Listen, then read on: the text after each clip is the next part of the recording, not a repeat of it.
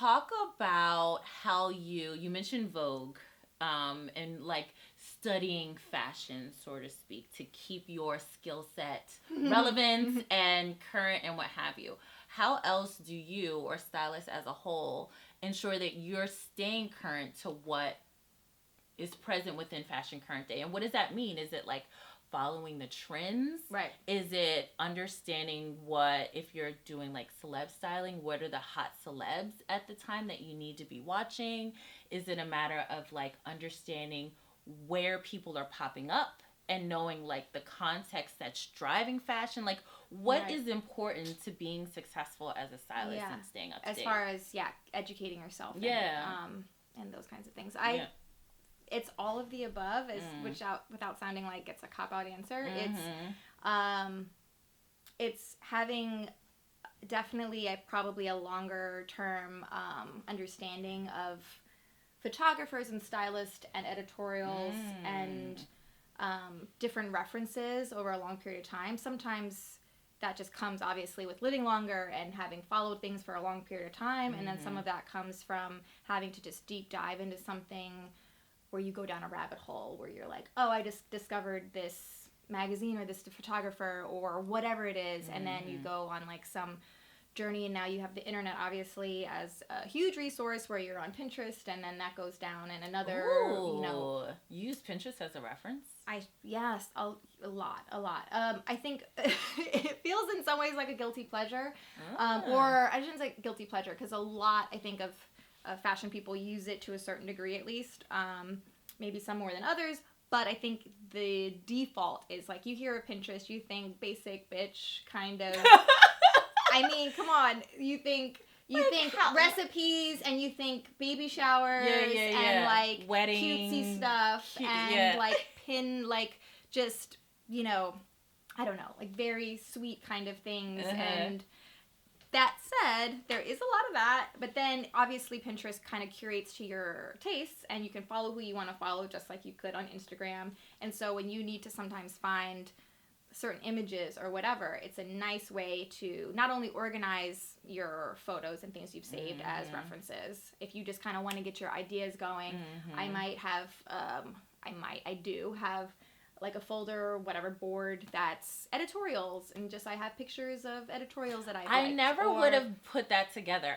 So I recently found out that Pinterest is technically a search tool, right? Yeah. Where many people think of it as like a social media platform, and it does serve that purpose as well, but the core function is to be a visual search tool at that. But I never put two and two together that like you being in this high profile industry but would be using a platform like that. Because to your point, I typically think of it as like, everyday people. Right. And that's respectable too. And it's definitely not by any means the main source or only source, but it is definitely a great resource. Yeah, it's a great way. So I use it kind of both for personal, like, inspo, whatever, as a reference, or a way for me to, like, make a wish list of things I want to buy, or, like, or if we have that sounds like rabbit hole material right there. Or, like, you have a shoot you need to research, and you need to, like, look up a certain era.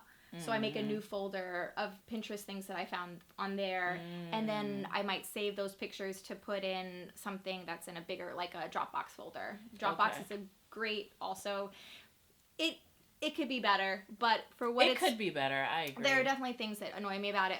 That being said, it's a great resource for organizing also, things that you need to constantly share and upload, and I know that it's definitely used by stylists in general. That said, as far as like educating yourself, I think some of it comes just from like what you're interested in. So it's like general kind of keeping up.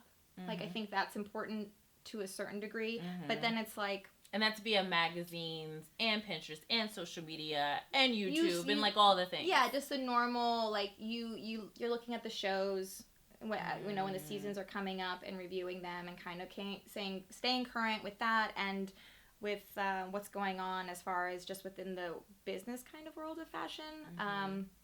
That said, watching movies and doing things or art museums or things that aren't so directly related, I think can I think especially when you become a stylist on your own and you're commissioned to do work, even if it doesn't seem like it's particularly creative, you're still kind of, without you realizing it, probably pulling on those kinds of things along the way. Color palette or whatever the case is. So I think, and that makes you a little more, I think, unique and interesting than just being like, I'm inspired by this somebody else's collection that's like very obviously fashion. And you know, Instagram is also a great resource. I constantly you know, it's obviously is annoying in a lot of ways, but it you can really discover, as you know, as you can discover a lot of things on there, you really can discover a lot of brands on there. And so you know, whether a lot of things are suggested to you, or you might follow certain people and you might see somebody that they're tagged in, and you get exposed to a brand that maybe you wouldn't otherwise be, you know, aware of. Because, for example, Vogue.com, it shows only about so many shows. You know, they only feature so many people. Yeah. And so it's a great resource in that way as well. Hey, thanks for watching. Don't forget to subscribe, like, and share this video. See you on the next one.